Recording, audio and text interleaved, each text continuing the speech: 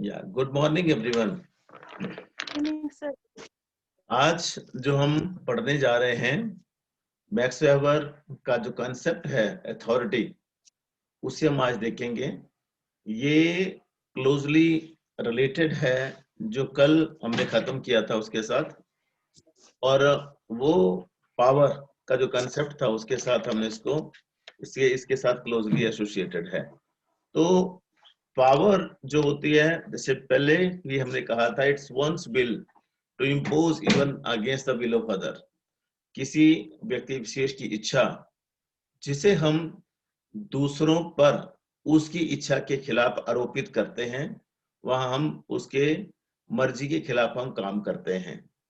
तो it is something individual, और उसमें इंडिविजुअल में हमने ये देखने की कोशिश की थी कि ये मुझे लगता है कि हमने एक्शन पढ़ा था, पावर नहीं पढ़ा था, है ना। एक्शन पढ़ा था, हमने पावर नहीं पढ़ा है मेरे ख्याल।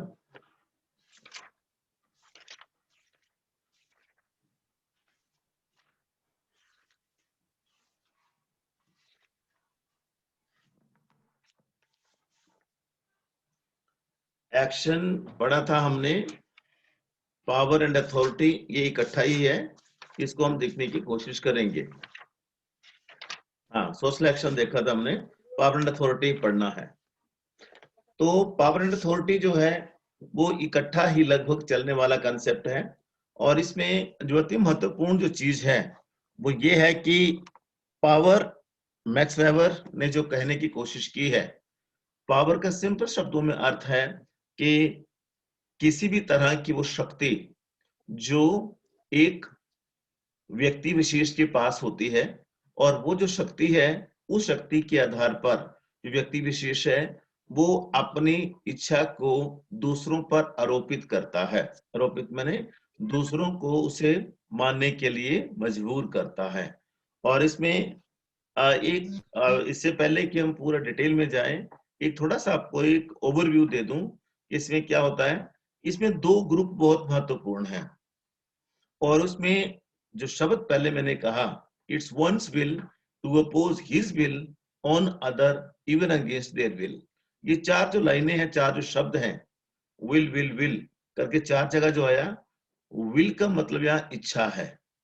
किसी भी व्यक्ति विशेष की कोई भी इच्छा जो वो दूसरों पर आरोपित करना चाहता है, और दूसरों की उनकी इच्छा के खिलाफ, तो हम उसे पावर कहते हैं। तो यहाँ दो चीजें बहुत महत्वपूर्ण है। यहाँ एक ऐसा व्यक्ति होना चाहिए जो पावर या आदेश जिसको बोलते हैं कमांड देना चाहता हो, देने की इच्छा रखता हो, विल टू रूल जिसको शब्द यूज किया जाता है। दे शुड बी पर्सन और ग्रुप ऑफ पर्सन, और rather there should be an individual or group of individual who want to, who will to order, जो इच्छा रखते हो कि मैंने किसी को ऑर्डर देना है।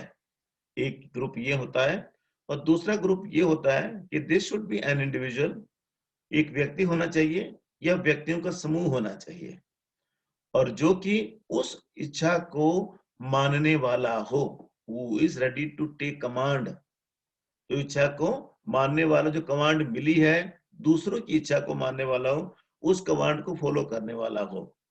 अगर उसी कमांड को फॉलो करने वाला नहीं होगा तो वो फिर कमांड नहीं बनेगी और किसी भी तरह से वो नहीं होगा। तो दो चीजें ये हो गई। तीसरी अति महत्वपूर्ण चीज ये है कि इच्छा होना बहुत बहुत जरूरी है। They should be will to command, will to command. अगर विल टू कमांड नहीं होगा तो मेरे पास पावर होगी, उसके बावजूद भी अगर उसका मैं प्रयोग नहीं करूंगा तो वो फिर पावर नहीं कहलाई जाएगी। तो सिर्फ कहने का मतलब सिंपल शब्दों में यही है कि ये जो पावर है ये सिर्फ मात्र पॉलिटिक्स में ही यूज नहीं की जाती, मात्र पॉलिटिक्स में यूज नहीं होती, परंतु it also refer to public administration. जो पब्लिक एडमिनिस्ट्रेशन है जिसमें जन लोगों से संबंधित कोई भी प्रशासन, हम जिसको बोलते हैं शासन और प्रशासन। शासन की जब बात करेंगे तो वहां पॉलिटिकल रूल आएगा, पॉलिटिकल पार्टीज आएंगी। प्रशासन की बात करेंगे तो वहां ब्यूरोक्रेसी आएगी। क्लर्क से लेके आईएएस तक जितने भी लोग हैं वो प्रशासन का हिस्सा होते हैं। तो वो प्रशासन में ही नहीं, पॉलिटिकल इंस्टीट्यूशन में ही, बल्कि जीवन के हर क्षेत्र में, जीवन के हर क्षेत्र में पावर का प्रयोग जब वो किया जाता है। समाज में रहते हुए हमें कई ऐसे अवसर हैं, रादर अगर घर की बात कर लें, परिवार की बात कर लें, तो पापा की जो पावर है, पापा की जो इच्छा है, वो सारे के सारे बच्चे फॉलो करते हैं। या हिंदू सोशल सिस्टम में अगर हम देखें, तो जो करता है घर में, जो बड़ा होता है घर का, उसकी इच्छा को सभी के सभी लोग उसको फॉलो करते हैं। मान लीजिए कि पापा ने आपको कोई कमांड दी, पापा की इच्छा थी कि मेरा बेटा या ये मेरी बिटिया मेरे लिए ये काम करे, ठीक? तो पापा की कमांड थी, तो पापा की कमांड को अगर आप सुन लेते हैं, उसको फॉलो करते हैं, तो इट मीन्स आपने पापा की पावर को रिस्पेक्ट किया। पापा की पावर को आपने क्या किया? रिस्पेक्ट किया। अगर आपने उस कमांड को मान लिया तो। अगर आपने पापा की पावर को रिस्पेक्ट नहीं किया, you didn't bother, even bother भी नहीं किया, तो इसका मतलब सिंपल शब्दों में क्या हो जाता है कि आपने पापा की उस पावर को बिल्कुल भी नहीं माना। तो इसलिए ये अति महत्वपूर्ण जो दो चीजें मैंने पहले कही, there should be will to rule, will to rule, rule करने की इच्छा होनी चाहिए, कमांड देने की इच्छा होनी चाहिए। जो पावर आपके पास है, उस पावर का प्रयोग करने की इच्छा होनी चाहिए, नंबर 1। नंबर 2, उस इच्छा को सुनने वाला भी होना चाहिए, उस इच्छा को एग्जीक्यूट करने वाला भी होना चाहिए। अगर वो नहीं होगा, तो फिर ये सारी की सारी चीजें अपने आप ही खत्म हो जाती हैं। तो इस तरह से पावर जो है, एक ऐसा सोर्स है, उसका शक्ति एक ऐसा सोर्स है जिसमें हर व्यक्ति जो होता है वो अपनी इस इच्छा को यूज करने की कोशिश करता है, और उस इच्छा को यूज करते हुए वो क्या करने की कोशिश करता है, वो पूरी तरह से जो उसको करवाना है या जो उसने करना है, उसके लिए उसका प्रयोग वो पूरी तरह से करता है। इस तरह से मैक्स वेबर ने बताने की कोशिश की है कि जो भी स्पेसिफिक ऑर्गेनाइजेशंस कुछ होते हैं,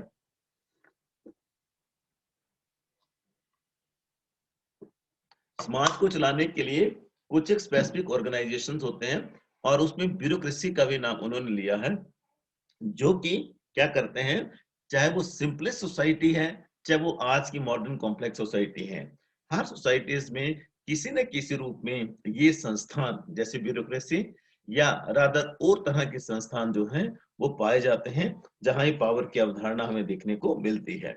और इस तरह से किसी भी बेनिफिट का क्या बोलते हैं, बात ना करते हुए हम सीधा ये देखने की कोशिश करें कि कुछ एक लोगों का जो ग्रुप होता है, वो दूसरे लोगों के मुकाबले ज्यादा पावरफुल होता है, ज्यादा पावरफुल होता है। और पावर की यही जो अवधारणा है, वो मैक्स वेबर की थॉट का, मैक्स वेबर की जो थ्योरी है, थॉट है, उनका जो अंडरस्टैंडिंग है सोशियोलॉजी की, उसका ये एक बहुत बड़ा जिसको बोलते हैं आधार है।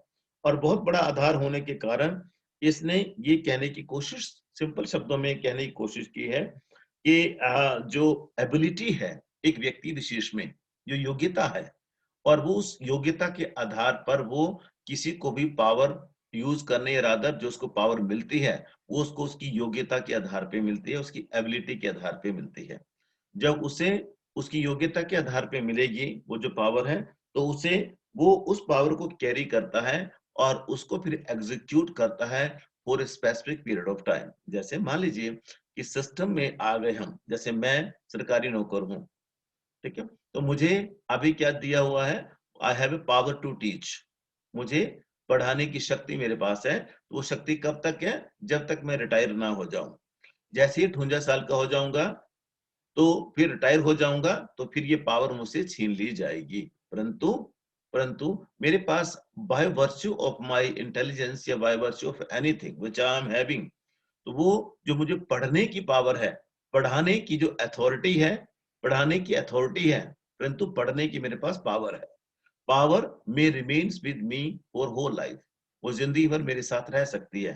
परंतु अथॉरिटी जो है, वो जब कोई इंस्टीट्यूशन उस पावर को लेजिटिमाइज कर देता है, my will to rule, rather my will to do anything, जब वो उसको एग्जीक्यूट कर देंगे, तो उस एग्जीक्यूशन में उस एग्जीक्यूशन में जब अथॉरिटी शब्द आएगा तो उसका legalized form, authority is nothing but it is a legalized form of power. Legalize मैंने वैधानिक स्वरूप है शक्ति का या सत्ता का, जिसे हम करना चाहते हैं, जिसका हम प्रयोग करते हैं।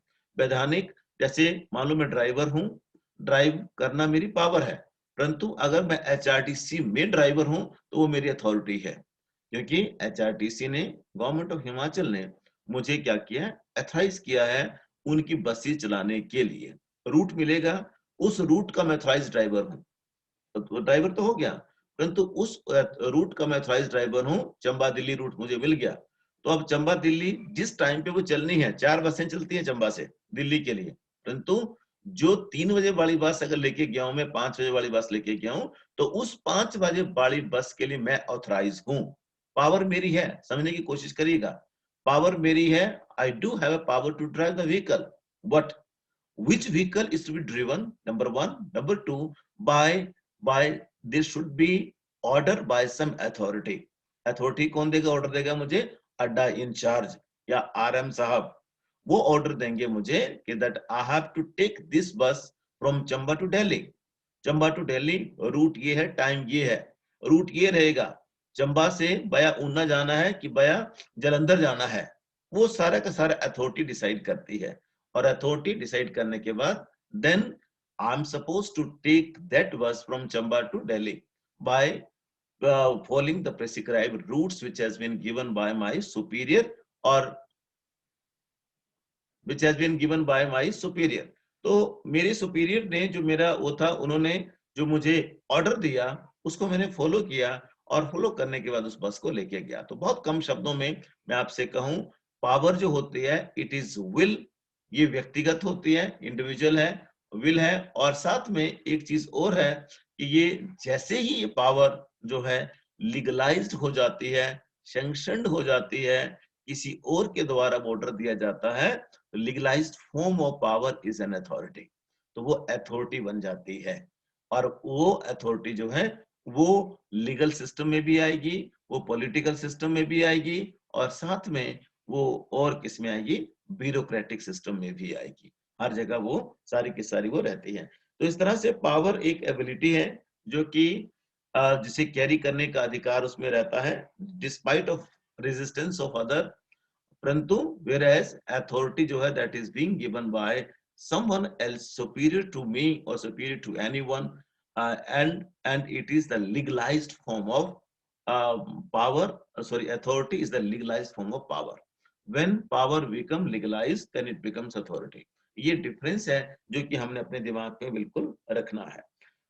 वेबर ने जो कहने की कोशिश की है उसे थोड़ा सा हम बहुत ही कम शब्दों में देखने की कोशिश अगर करें, तो पावर को एक्सरसाइज करना जो है, एक्सरसाइज जब करते हैं, जब किसी के द्वारा दी जाती है और किसी के द्वारा ली जाती है, तो वो फिर जो है और लीगलाइज तरीके से तो वो अथॉरिटी बन जाती है। ये हमने दिमाग में रखना है।